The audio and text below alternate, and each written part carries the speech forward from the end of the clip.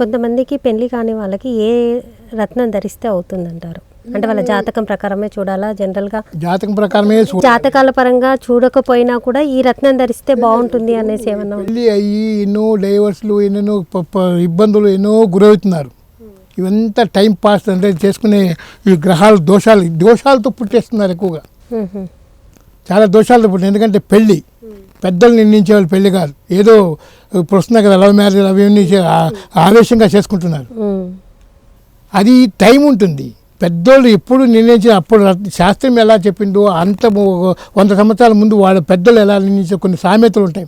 దాన్ని ఫాలో చేసుకుంటూ పోయినప్పుడే వాళ్ళ జీవితాలు లైఫ్ లాంగ్ ఉంటాయి.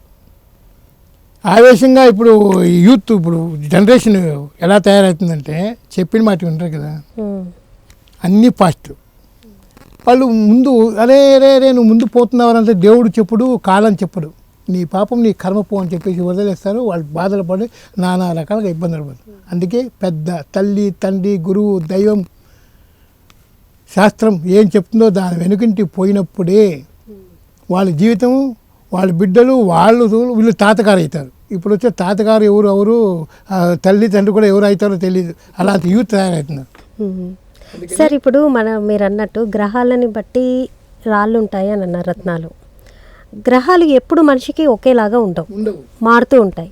సో మరి ఆ రత్న ప్రభావం ఎంతవరకు ఉంటుంది అప్పుడు? జీవితకాలం ఉంటుంది. పుట్టినప్పటి నుంచి సన్నే వరకు రత్నకాలం ఉంటుంది. ఇప్పుడు మనం పుట్టినప్పుడు ఏదో ఒక దశలో పుడతాం. శుక్రుడు ఉంటాడు, తర్వాత ఫాలోయింగ్ ఉంటుంది వాళ్ళ లైనప్. శుక్రుడు తర్వాత సూర్యుడు చంద్రుడు ఇలా వస్తుంటుంది. శుక్రుడు 20 సంవత్సరాలు, సూర్యుడు 10 సంవత్సరాలు దశ. అది మళ్ళీ భుక్తుల్లో వస్తాయి చిన్నగా. వాళ్ళు వచ్చిన వాళ్ళకు దశ తర్వాత భుక్తి. వీళ్ళకి ఎనిమిస్ ఉంటే అప్పుడు ప్రాబ్లమ్స్ వస్తాయి. వాళ్ళ టైం అయిపోయినా కూడా వాళ్ళు వెళ్ళిపోయినా ఇంకో మిత్రుడు వస్తే అప్పుడు లాభం వస్తుంది, మంచిదవుతుంది. ఇలా తయారవుతూ సాగుతూ ఉంటుంది జీవితం. పుట్టినప్పటి నుంచి సత్య గ్రహ బలం ఉంటుంది. 120 సంవత్సరాలు ఉంటుంది గ్రహాలవి. మనిషి ఎవరు 120 ఉంటారు కాబట్టి ఎంతో తక్కువగా ఉంటారు కాబట్టి ఆ పీరియడ్కి ఎంత అయిపోతుంది. అవును. నేను అడిగే క్వశ్చన్ ఏంటంటే, ఇప్పుడు నా గ్రహానికి అంటే ఇప్పుడు నాకున్న బలానికి నా గ్రహానికి మీరు ఒక రాయి చెప్తారు, ఒక రత్నం చెప్తారు. అది గ్రహాలు మారిన కొద్దీ ఆ రత్నం విలువ మారిపోతుంది. మరి ఆ రత్నం ధరిస్తే దాని వాల్యూ ఎక్కడ ఉంటుంది?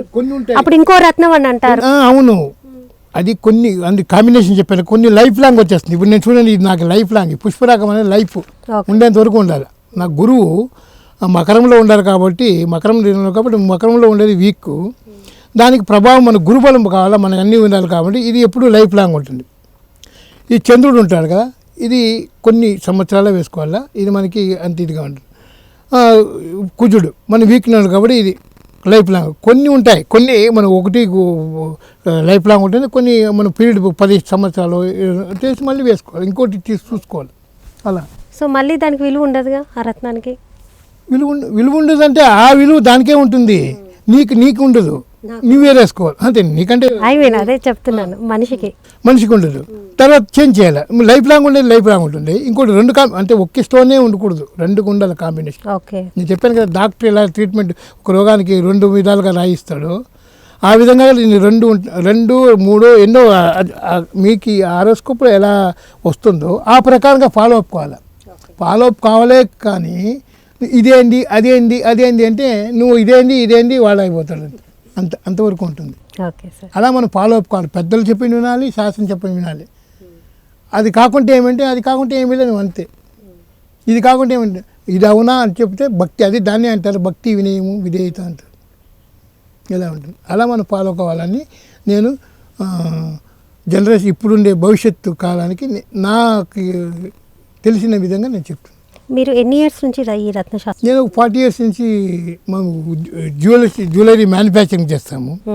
రత్నాలు కూడా మనం వస్తాయి కాబట్టి మన దాని గురించి మనకు తెలుసు. బంగారం ఎలా ఉంటుంది, ఏం చేయాలనేది మనకు తెలుస్తుంది. మనం ప్రతి మనిషికి మన దగ్గర వచ్చిన తర్వాత ఈ విధంగా మనం ఏ విధంగా చెప్పామో దాన్ని తయారు చేసేదానికి మనం ఇస్తాం. అంటే అందరూ బాగుండాలి, అందులో మనం ఉండాలి అనే ధ్యేయం మనకి పేరు. అంటే ఇతని దగ్గర పైన మంచి అయింది అంటే ఇంకో 10 మంది చెప్పుకుంటే అదే మనకి ₹1,00,00,000 ఇచ్చినంత. అంతేగాని వీడేసో ఇప్పుడు డబ్బులు ఇచ్చేసాడు, ఇక్కడ ఇచ్చేసాడు, మనం తీసుకున్నాము, ప్రాపర్టీ చేసుకున్నాం అనేది ఉంటుంది. అలా మీ లైఫ్లో చెప్పుకున్న స్టోరీస్ ఏమైనా ఉన్నాయంటే జరిగిన సంఘటనలు? అంటే మీరు ఇచ్చిన రత్నంతో వాళ్ళు బాగున్నారు అన్నది ఉన్నారు. మనం అంత లిస్ట్ చేయాలంటే ఇంకా మనం టైప్ చేసుకుని మనం లిస్ట్ రావాలన్నమాట. ఎందులో ఉంటారు బాగున్నారు, అలా ఉండాలి. ఫాలో కావాలి కదా.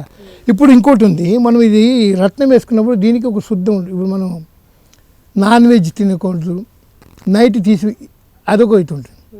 నైటు మన దంపతులు ఉన్నప్పుడు దాన్ని పక్కన పెట్టాలా. ఓకే, మనం మామూలుగా పొద్దున్నే స్నానం చేస్తాం కదా, మనం స్నానం చేసి దేవుడి పూజ మనం వేసుకోవాలి. మళ్ళీ నాన్ వెజ్ తింటాం, అది తిన్నప్పుడు కూడా మనం పక్కన తీసి పెట్టాలి. అదే తినేస్తే ఏమవుతుందంటే దానికి ఏమొస్తుందంటే, ఇప్పుడు సూర్యుడు ఉంటాడు, బ్రైట్నెస్ బాగుంటుందా, ఒక మబ్బు వస్తుంది, ఏమవుతుంది సూర్యుడు అంత పెద్ద వెలుగు తగ్గిపోతుంది. అలా తగ్గిపోతుంది.